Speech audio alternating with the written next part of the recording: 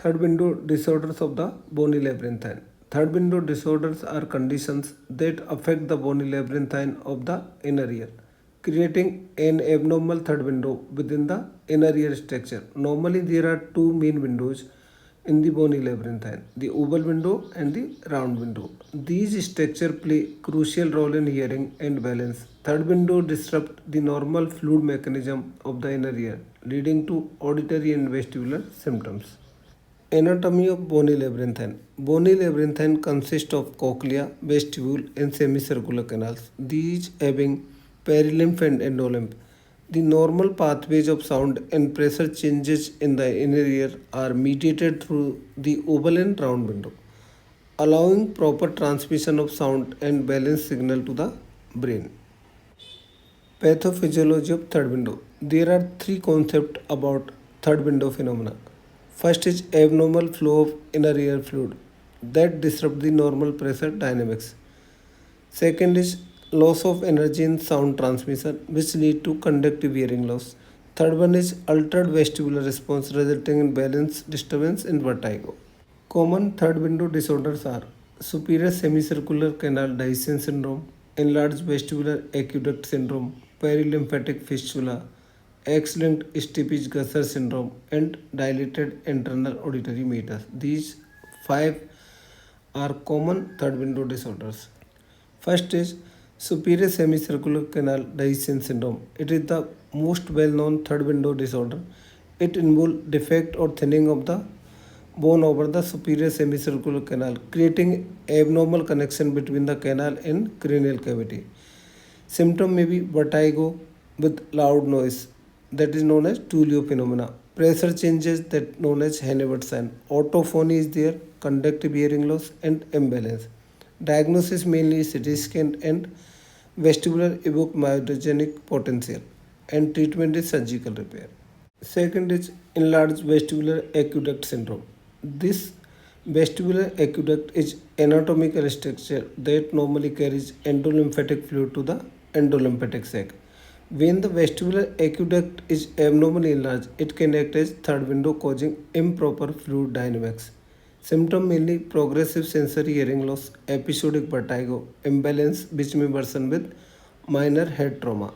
Diagnosis mainly MRI and CT scan, and management sometime mainly required conservative management and hearing aid or balance therapy. And you have to avoid the trigger factor like head trauma. So there is no surgical cure exist for this enlarged vestibular aqueduct syndrome. Third is perilymphatic fistula. A perilymphatic fistula occurs when there is abnormal connection between the inner ear and the middle ear, often due to trauma, surgery, or sudden pressure changes. Symptom mainly sudden onset of hearing loss, vertigo, imbalance, often triggered by pressure changes like coughing and sneezing. Diagnosis mainly clinical examination, history of trauma, and possible only during the surgery like exploratory tympanotomy. Treatment is bed rest, avoidance of straining activity, and surgical repair of the fistula. Fourth is X-linked Stipich-Gusser syndrome, a rare genetic condition wherein abnormal third window is present in the cochlear bone, usually discovered during the Stipich surgery for the otosclerosis. Symptom mainly conductive hearing loss and risk of severe perilymph leakage Gusser during Stipich surgery. Diagnosis mainly genetic testing and imaging like CT scan or MRI. Management include caution during Stipich surgery and surgical correction if needed. Fifth is dilated internal auditory meatus. Causes may be acoustic neuroma, congenital abnormalities, meningioma, hereditary condition like neurofibromatosis type 2, temporal bone dysplasia. These are the causes of dilated internal auditory meatus. They can present with hearing loss, tinnitus, balance disorder, and facial nerve dysfunction. To differentiate third window disorder, there are three investigations required: audiometry, imaging, CT scan or MRI, and vestibular testing like BEMP, vestibular evoked myogenic potential. So these three tests should be conducted in third window disorders. Management and treatment. Conservative mainly vestibular rehabilitation, avoidance of trigger factor and hearing aid in mild cases.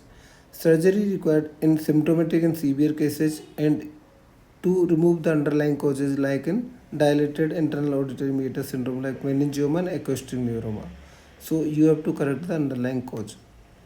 In summary, third window disorders of Bony Labyrinthine disrupt the normal function of inner ear by creating an abnormal pathway of sound and pressure transmission.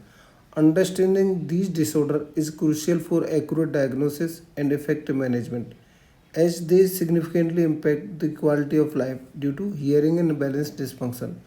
Early recognition and appropriate intervention can help alleviate symptoms and improve outcome for affected individuals.